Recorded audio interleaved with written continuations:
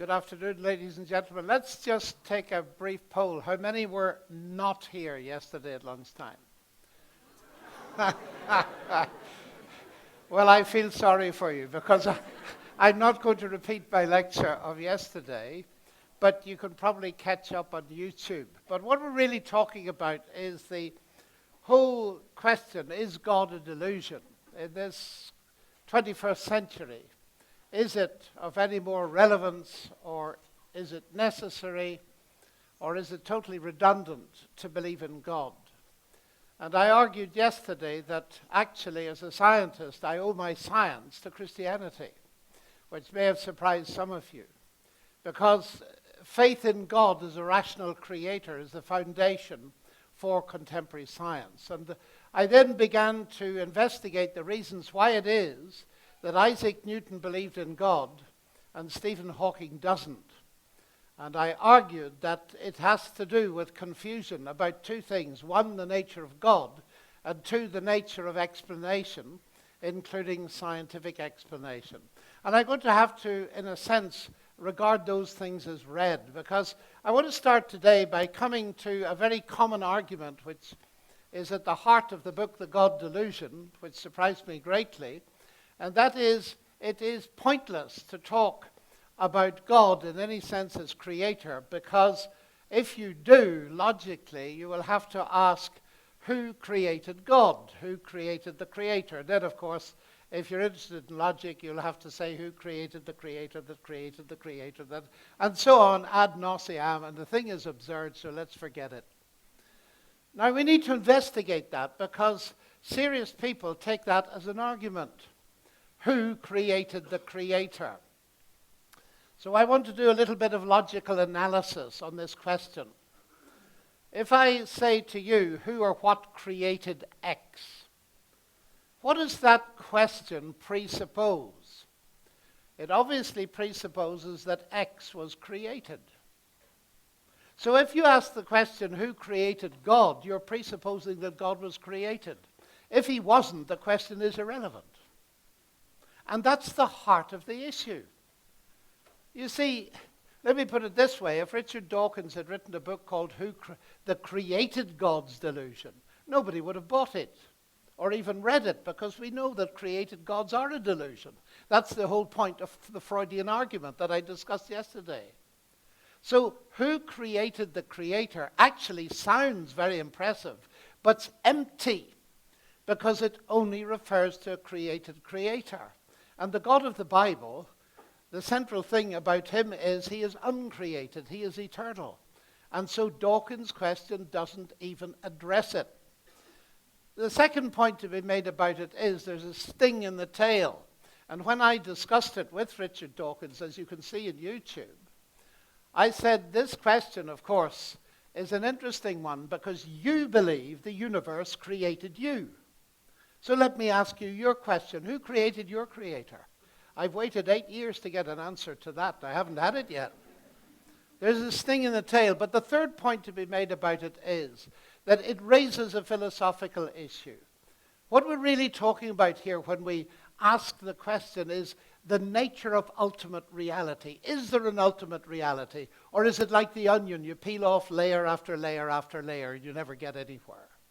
And what I find in general is that both I and the people who oppose me do believe in an ultimate reality, a place where the buck stops, so to speak. For me, that is, of course, God. He is, by definition, the ultimate reality. He is eternal. For many of my atheist friends, the ultimate reality is the universe, mass, energy, or the multiverse. The buck does stop somewhere. And so the question is not, is there an ultimate reality, but which claim for ultimate reality is true?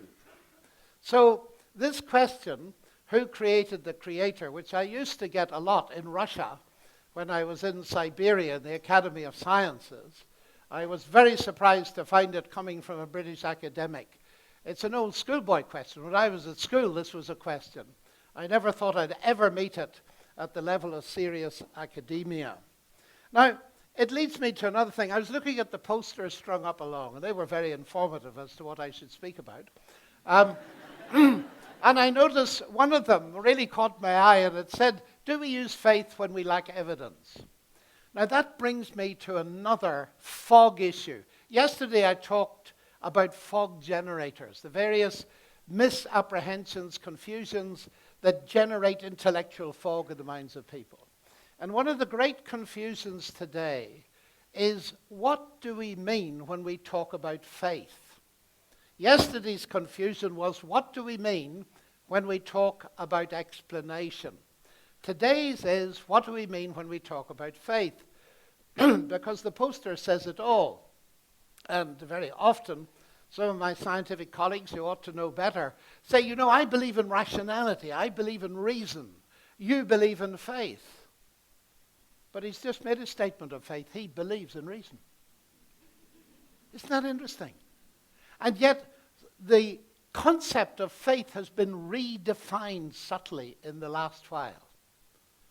What does faith mean? Well, faith in English comes from the Latin fides, from which we get fidelity, trustworthiness. And trust, when you raise the question of trust, why do you trust this person and not that? You immediately go to think of reasons why you trust this person and not that. So the central concept of faith, do you have faith in the banks? Well, that's why the financial crisis happened, isn't it? People had trust, but there was no evidence for it.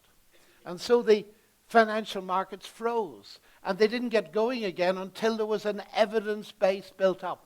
Everybody understands what evidence-based trust means.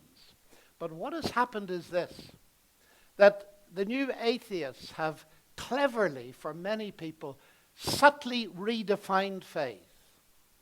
And for them, faith is what I and most other people would call blind faith. That is, shut your eyes, take a great leap of faith, and don't worry about evidence or anything like that. And Richard Dawkins rightly says in his book that blind faith is dangerous. It is very dangerous. It can be, as the world has seen in relatively recent history. So, the very important thing is to separate in our minds blind faith with genuine faith that is evidence-based. Now, at this point, other religions must, of course, speak for themselves. I want to speak as a Christian. And my question to my own faith in God is it evidence-based or not? Does it claim to be evidence-based? And the answer to that is a resounding yes. Because take just, for example, one illustration of this, and that is the fourth gospel, the Gospel of John, a brilliantly written book. If you've never read it as an adult, start reading it and ask your questions.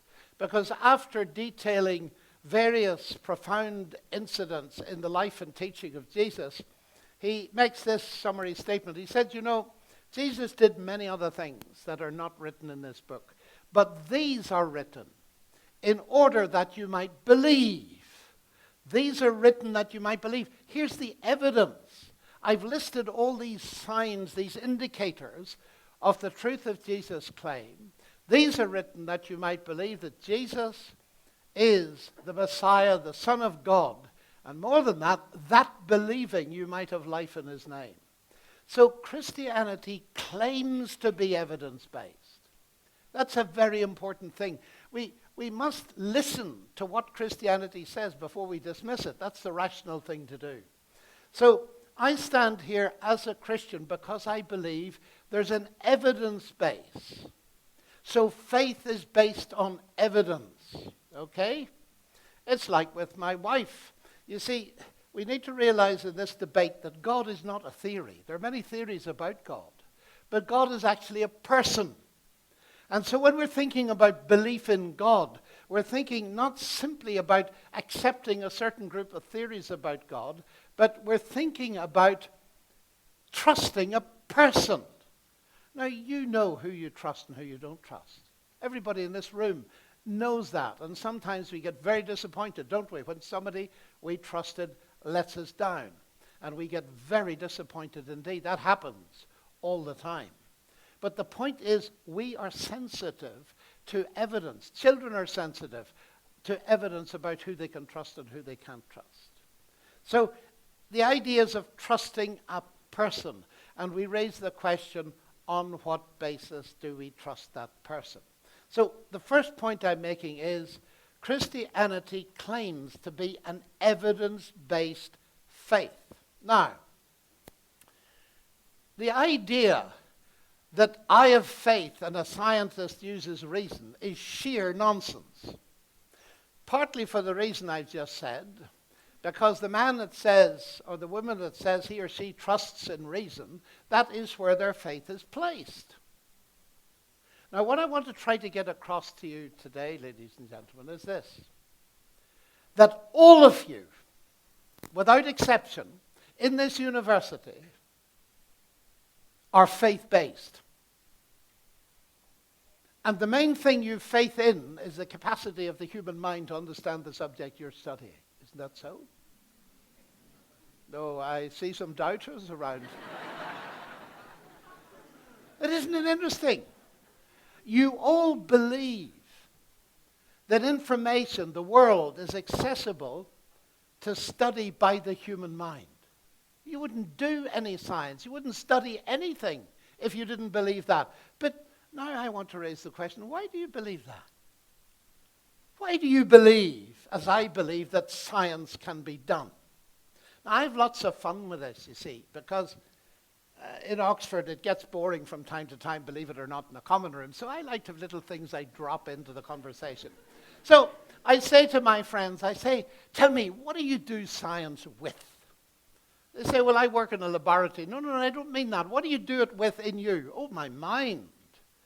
Oh, well, some people say, not my mind, my brain. Because after all, there's no transcendence, there's no mind. It's just your brain. You are your brain, as a recent book claims. Oh, I said that. That's very interesting. So you do your science with your brain, which is a physical object. Yes, that's what I do. Now, tell me about this brain that you do science with. Now, don't give me the long story. Give me the short story. What's the most compressed version of the story of your brain? Well, as somebody put it, well, the brain, what is it? It's a lump of meat that's the end product of a mindless, unguided process that did not foresee its existence. And I listen to that and I say, and you trust it? That's odd, isn't it? I find it fascinating, ladies and gentlemen. If you knew your computer was the end product of a mindless, unguided process, you wouldn't trust it for a second, would you? Now, here is one of the great ironies of the contemporary reductionist interpretation of reality. That the thing that is most trusted to give us results has no basis whatsoever for trusting it with the philosophies that it itself produces. That's a very interesting thing. It has a big history, you know.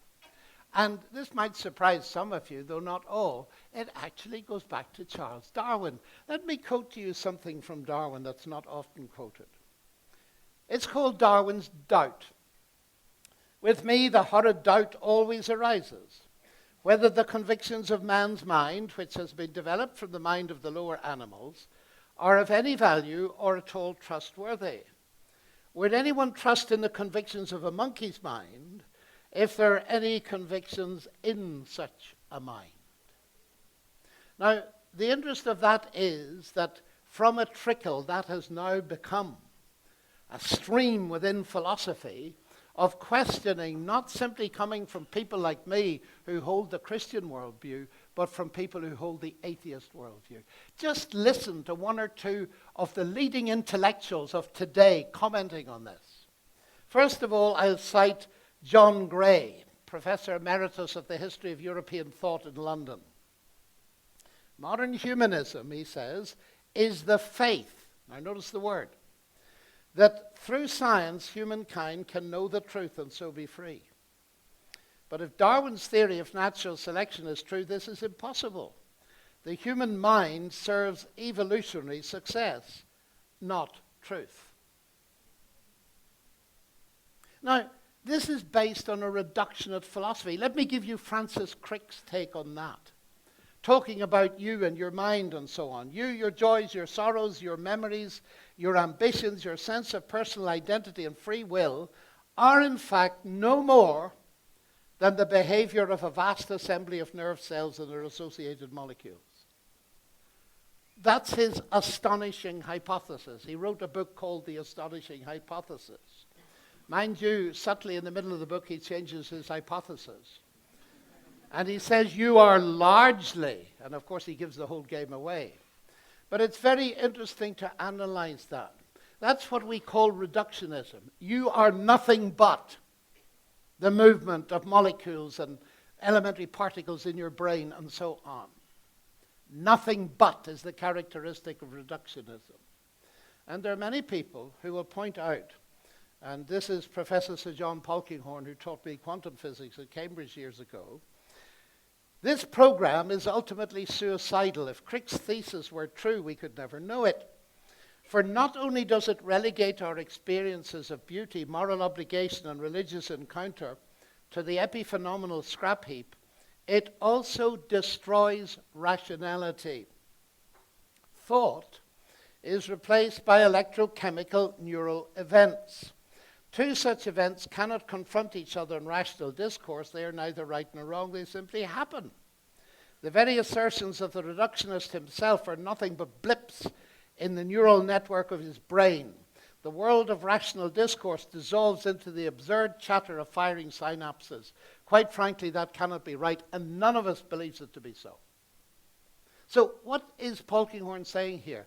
He's saying that if you take Crick's thesis, and remember Crick won the Nobel Prize, if you take Crick's thesis, you destroy the very rationality on which science is based. Now, that is being taken up increasingly by brilliant philosophers. I'm going to cite two. First of all, Alvin Plantinga, who's a Christian and rates at the world level in Notre Dame. He writes this: if Dawkins is right that we are the product of mindless, unguided natural processes, then he has given us strong reason to doubt the reliability of human cognitive faculties, and therefore inevitably to doubt the validity of any belief that they produce, including Dawkins' own science and his atheism. Now listen to this statement. This is fascinating. Dawkins' biology and his belief, faith in naturalism, would therefore appear to be at war with each other in a conflict that has nothing at all to do with God. Now come to the atheist side. Thomas Nagel is one of the leading, if not the leading, philosophers in North America at the moment. And he wrote an explosive book, explosive in its title, and if you look it up in cyberspace, you'll see the colossal row that he's generated. Let me give you the title. It's called Mind and Cosmos. Well, that's pretty innocent. But the subtitle is not innocent. Why the neo-Darwinian view of the world is almost certainly false. Now, this is an atheist writing. And his argument is that reductionism has worked very well in the physical sciences to a certain extent, but what we've forgotten, completely forgotten, is the mind that's doing the science. And if you apply reductionism to that, you destroy the basis for faith and rationality. In other words, you undermine the rational basis for science itself. But let him speak rather than me. If the mental, he says, is not merely physical, it cannot be fully explained by physical science. Evolutionary naturalism implies that we shouldn't take any of our convictions seriously, including the scientific world picture on which evolutionary naturalism itself depends. Now, what am I saying here? I'm saying, ladies and gentlemen, something very simple. My main reason for rejecting atheism is not because I'm a Christian at all. It's because I'm a scientist. I believe in the capacity, albeit limited, of the human mind to understand the universe. I believe in rationality, but I have a rational basis for believing it.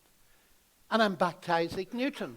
How did modern science start? As I said yesterday, it started, men became scientific. Why? Because they expected law of nature. Why? Because they believed in the lawgiver. That's the rational base. Atheism simply removes it and asks you to take a blind leap of faith where there's no evidence, because the theory they're producing with their brain undermines any trust that that theory could possibly be true, because the apparatus that's delivering it to you is suspect in its generation. I take that as a very, very serious point indeed, and I'm delighted to see at this stage in history philosophers of all kinds, not just Christians like me or theists, but atheists taking it seriously. We're moving into the age where we're beginning to realize something very fascinating that we ought to have thought about long ago. You see, the dominant philosophy in our universities in the West tends to be materialistic, naturalistic. This universe is all that there is, and so on and so forth. But, ladies and gentlemen, that cannot quite be true, can it? Because, you see, we've lived to an age where we realize that information, this is the information age, that information is crucial. And information, whatever it is, and it's difficult to define, is not physical, it's not material. And materialism ends when we begin to realize that one of the fundamental concepts of physics is immaterial. Information is usually involves material for its expression, but the information you see up there is not itself material. And here's the great irony, and I'm pleased to have lived to see it, that people working away on materialistic assumptions are suddenly beginning to realize, half a minute. There's a semiotic dimension to life. Now, I want to now probe in a little stage further to what I started yesterday on the nature of explanation. Because we're often told at school and alas in university that the only kind of valid explanation is from the simple to the complex. You've got that idea, haven't you? You reduce something complex to simple elements and you put them together. And the methodological reductionistic method that all of us use, all of us, including me, is that when we've got a big problem, we separate it into little problems, try and solve the little problems, and get insight on the big ones. That's called methodological reductionism. Now, Richard Dawkins and the rest of the new atheists are very strong on this. Crick, as you heard, who is one of the world's leading scientists, he is reductionist to the core. And Dawkins echoes him and says, my task is to explain life and elephants and so on in terms of physics and chemistry. Well, ladies and gentlemen, it doesn't work. And it doesn't work in one specific area. Because, well, let me go back to where I started. Who created the creator? There's another objection that I get raised to me which is related to that. And that is this, that God is in no sense an explanation for anything because, by definition, God is more complex than the thing you're explaining. So he's not an explanation at all. And I thought that was very amusing when I read it with Richard Dawkins, and I put it to him that I pick up a book called The God Delusion. It's pretty complex. It's got about 400 pages in it. And then I ask, what about its origin? And I discover its origin is in the infinitely more complex mind of Richard Dawkins, so I dismiss that completely. Because that explanation is more complex than the thing that we're explaining. And that is very important, ladies and gentlemen. The one area where explanation tends to be more complex than the thing you're explaining is where there's a semiotic, a linguistic, a semantic dimension. Let me illustrate that very simply. If I were in some sort of cave system in China, and we're looking at scratches and marks in the wall, and I'm with a Chinese archaeologist, and we're going through, and we see something like that scratched on the wall, and I just walk straight past it. But the archaeologist stops and she says, human intelligence. And I say, don't be so stupid. I mean, 2 scratches. And you say human intelligence. Don't be ridiculous. I'm thinking of the North Oxford argument, you see. Dawkins' argument that your explanation, putting human intelligence onto that, is absurd because This is much more complex than that. I think the archaeologists would have every right to say to me, have you never studied Chinese? Because that is the Chinese symbol run, which means a human being. It's semiotic. It carries meaning. And because it carries meaning, I know that the only explanation that makes sense of that is infinitely more complicated than those two scratches. It's a human mind. And please, ladies and gentlemen, thinking of what I was saying yesterday, this is not a mind of the gaps. It's the only solution to semiotics that makes sense. Now, the interest increases, and I put this to many people, many academic people, because let's change the scene just a little bit and change the kind of language used. You may recognize this.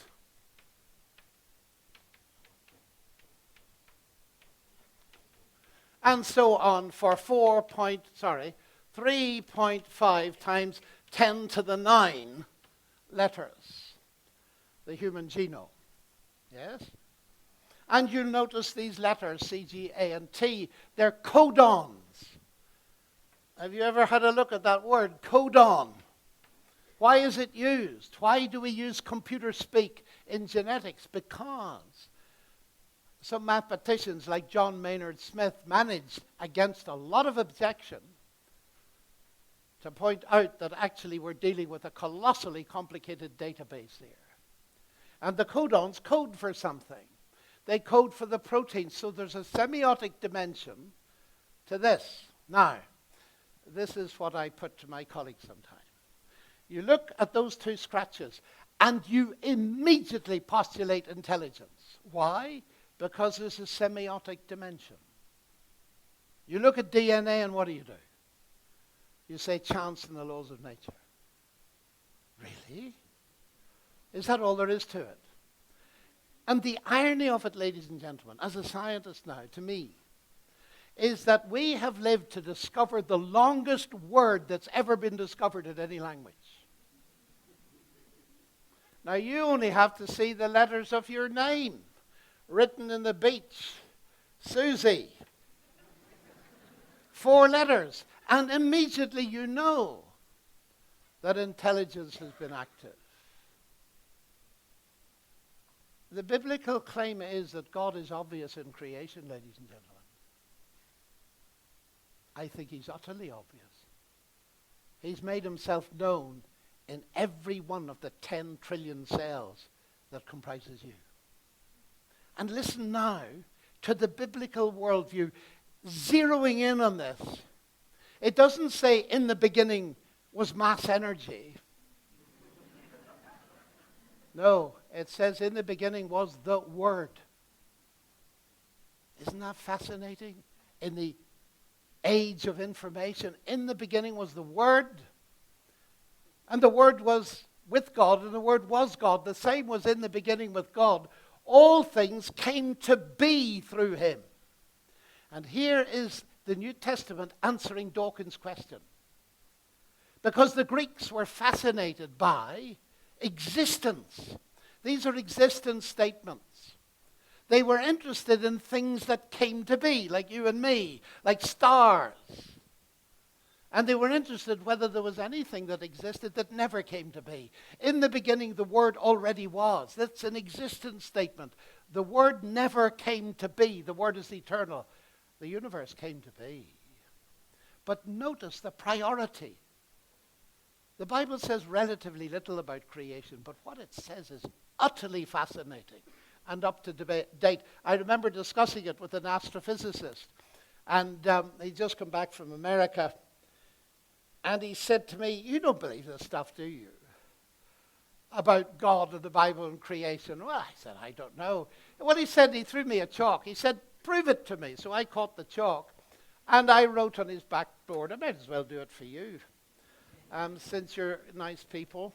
You see, this is what I wrote on his blackboard. And God said. And he roared with laughter. He's a world-famous astrophysicist. for you. So underneath this I wrote, in the beginning was the Word. He said, what's that? Well, I said, it's a Greek word actually. It's logos, from which we get logic. And it means command, code, information. He said, what did you say? I said, you heard me. He said, did you use the word information? I said, yes. He said, you're not telling me that the Bible's got the concept of information, are you? I said, what does it look like? And then he said, does Sir Fred Hoyle know this? And I said, I don't know. Well, he said, we better tell him. And we did, but that's another story. Ladies and gentlemen, what I want to submit to you as we come now close to question time is the biblical analysis is brilliant. And it's absolutely spot on. Because in all the statements practically about creation, it talks about God speaking. And God said, in the beginning was the Word. By faith we understand that the worlds were made by the Word of God. This universe and you are speech acts. And you carry the code. All of you carry the code. That's evidence of something non-material. So we don't need to go to Christianity or the Bible to start with to have evidence of immateriality. We can go to information and we can go to human rationality. You see, it's very interesting. You know, sometimes people say to me, you say this because you're an Irishman. Have you ever heard that kind of logic? You say this because you're a woman, you say this because you're... But have you ever thought about what that means? You see, many people might react to me if they knew that my parents from Ireland were Christians and my grandparents. Well, of course you say this because you're an Irishman. And what they mean is, because I can give you a causal reason you're an Irishman, therefore what you say has no meaning.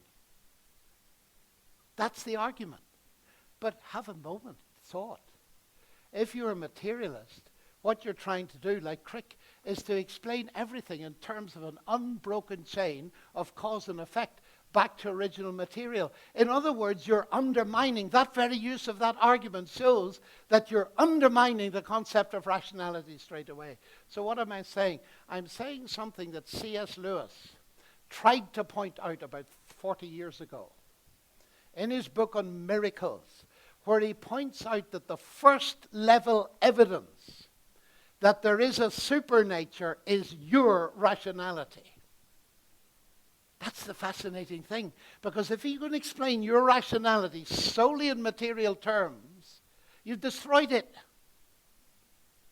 In other words, the very motivation for doing science, and we can now see this at a much deeper level, and I've written about this in a couple of my books, is that rationality stands as evidence for the existence of God. Now, I'm going to make a final point here, and then we're going to have a few questions, because one of the fascinating things that science has led to now in its results is that the universe had a beginning. That evidence came in the 1960s when I was a student at Cambridge, and it was resisted by the scientific establishment because they didn't like its resonance with the Bible, which was interesting that the major scientific advance of the 1960s was resisted because it postulated a beginning, and that was too much convergent with the Bible. But now, of course, it's set itself through. But it's got much more interesting in recent days, because you see, we now discover, and the scientists tell us, the physicists, and it's fascinating, that the universe started with nothing.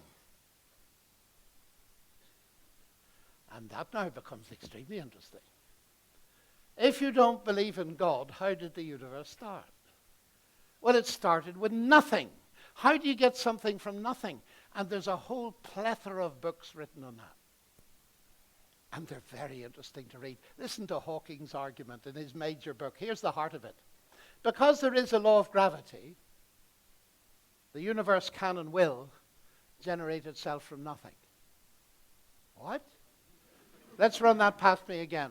Because there is a law of gravity, because there is something, the universe will generate itself from nothing. Flat contradiction number one. It's far worse than that, actually. Because there is a law of gravity, not because there is gravity. But what would a law of gravity mean if there's no gravity?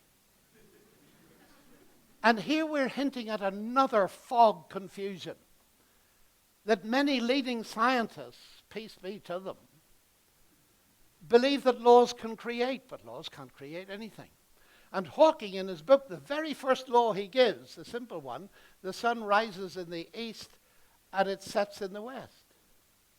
Well, that's a good law, but you will notice it didn't create the sun, nor the east, nor the west. It describes what's there. It doesn't create anything. And you can see this confusion at the top levels of science. I once had a chat with Peter Atkins, my colleague, and I bet the chemists here know all about his books. They sell in millions. And I said, Peter, what do you think created the universe? And he said, mathematics. So I'm afraid I reacted rather too rapidly, and I laughed. And he said, why are you laughing? We hadn't met before, you see. I said, Peter, you know, that's about the silliest thing I've ever heard in my life. I said, I happen to be a mathematician. Tell me, I said, let me make it simple for you. 1 + 1 = 2. Did that ever put 2 pounds in your pocket?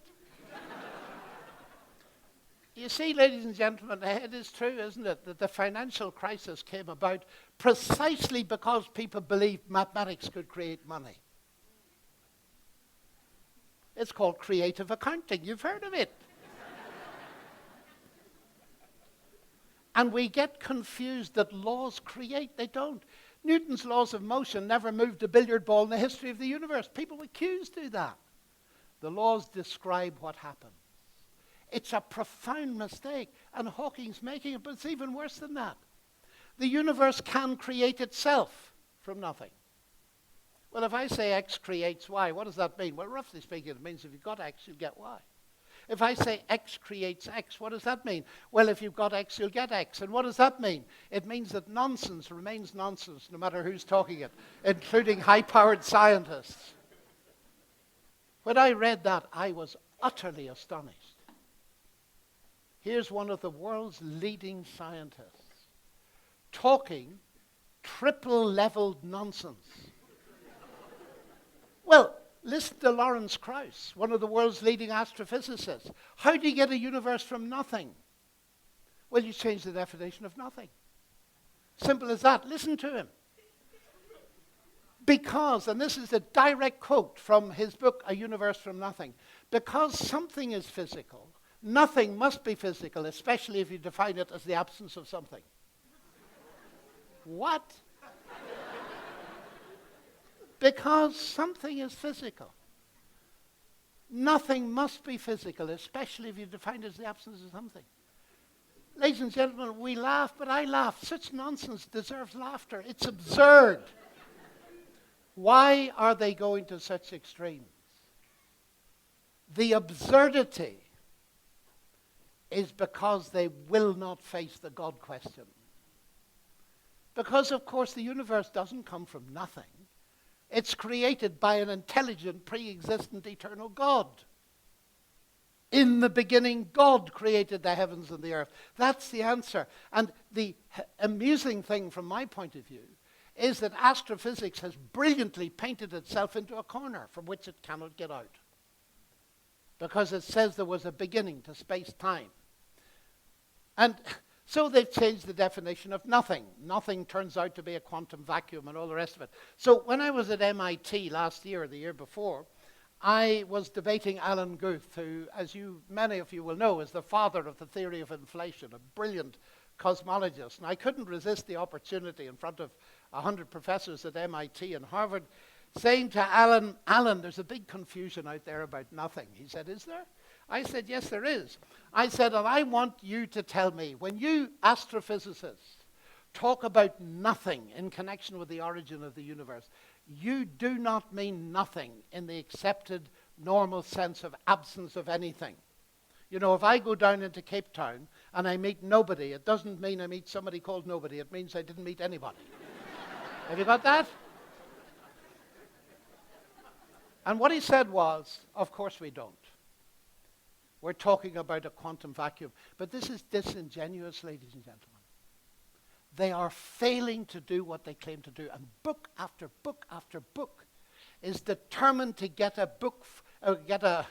universe from nothing without the creator. But you see, the universe is not neutral. For centuries, you could have got away with that because they believed the universe was eternal, and you didn't have the problem. Now we've got the problem. And the problem has arisen out of good science, mainstream science.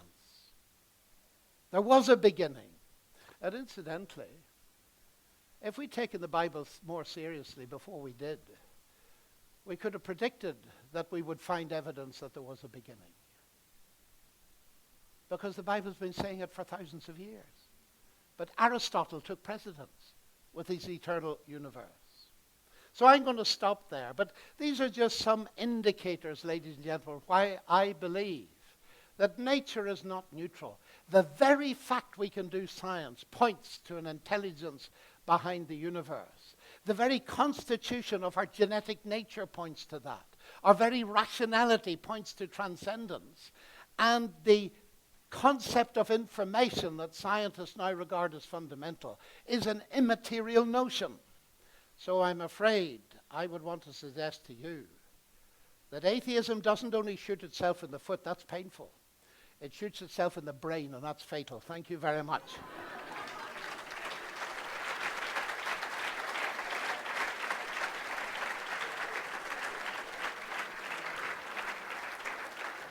Okay. We got a few minutes for questions. I collect a few questions and I'll answer them. You first and then you. Just shout it out loud. Stand up and let's hear you. And make it brief because we've very little time. Yes, please.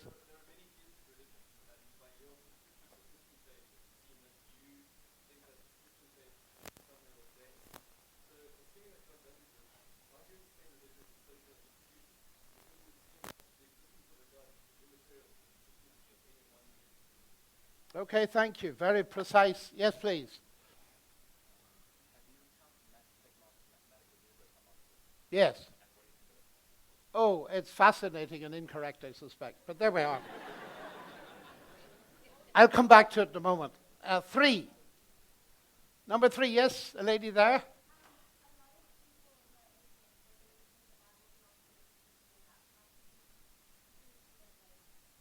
They believe the Bible's not true, but it's made up.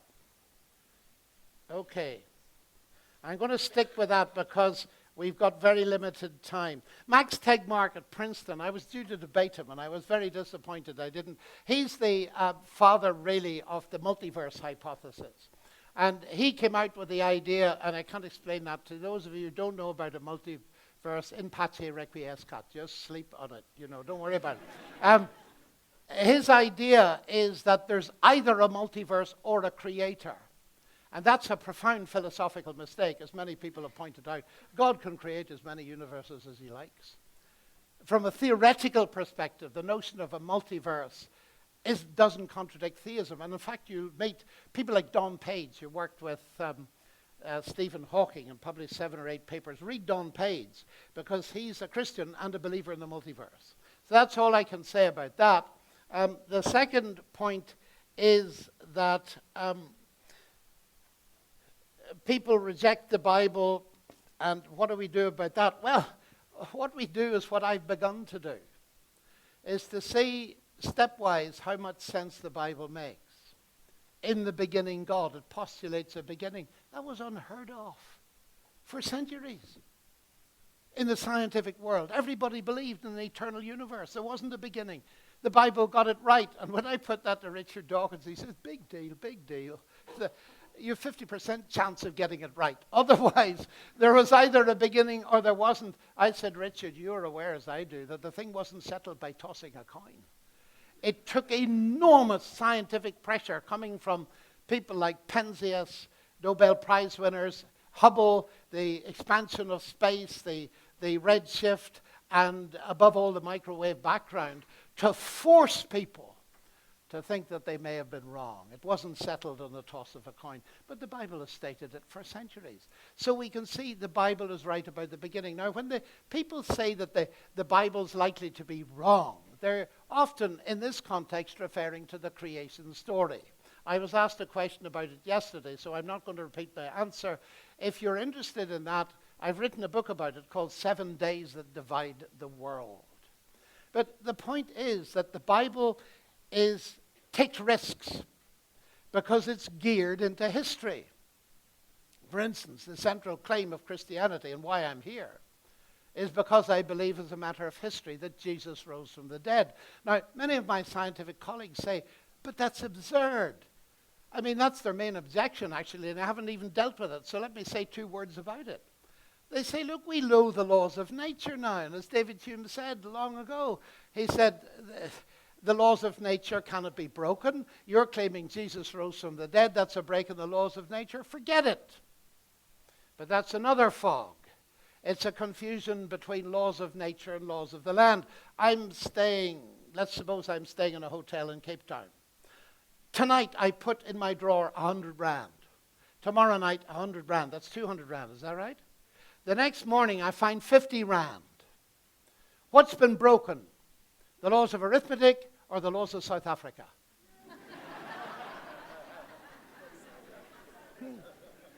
Why are you laughing? You're laughing, I'll tell you why you're laughing. Because you see the difference between a mathematical law and the laws of the state. We confuse the 2 concepts. We don't confuse them there. Now, how do you know that the laws of South Africa have been broken? You know it because the laws of arithmetic haven't been broken. And therefore you know, on the basis of your knowledge of the laws of arithmetic, that somebody has put their hand in from outside and taken the money out. You thought your drawer was a closed system. It turned out not to be. And ladies and gentlemen, at the deeper level, many of my colleagues believe this universe is a closed system. You see, people like me who believe that Jesus rose from the dead are not claiming that he rose from the dead by some natural processes going on in the grave 5 minutes before it happened. No, what we're claiming is this universe is not a closed system, and God, through his energy and power, can raise Jesus from the dead. That doesn't break any laws. Indeed, if you didn't know the law that normally dead bodies remain dead, you wouldn't be surprised at a resurrection, would you? You have to know the norm to recognize that something special has happened. And then you can ask the question, why? But the laws of nature don't prohibit it happening. You see, we live in a universe where God created the universe with its regularities, but he's not a prisoner of them, as if they were laws of the state. They simply describe what normally happens. They don't prevent him putting a hand in. Now, the last question was, what about other religions? Well, what about them? It's a most important question. And again, I've got to stop. I've been told there's this sign is very dangerous. So, have a look at my book, Gunning for God. But my basic point is this. How do you decide? I decide these things in the way I decide everything else, on the basis of evidence. For instance, talk about the resurrection of Jesus. My Jewish friends, and I have many of them, believe that Jesus died and did not rise. My Muslim friends, and I have plenty of those, believe he didn't die. I believe he both died and rose. Now, anybody can see that all of those 3 things cannot be simultaneously true. They're not all true. And so you've got to decide on the basis of evidence. Now, what that evidence is, again, I've written extensively on it. And if you're interested in a much more detailed and nuanced approach to other religions, my final point is this. Leave Christianity out. Islam will never agree with Hinduism on the number of gods there are. And we can have a really good public debate if we remember one thing.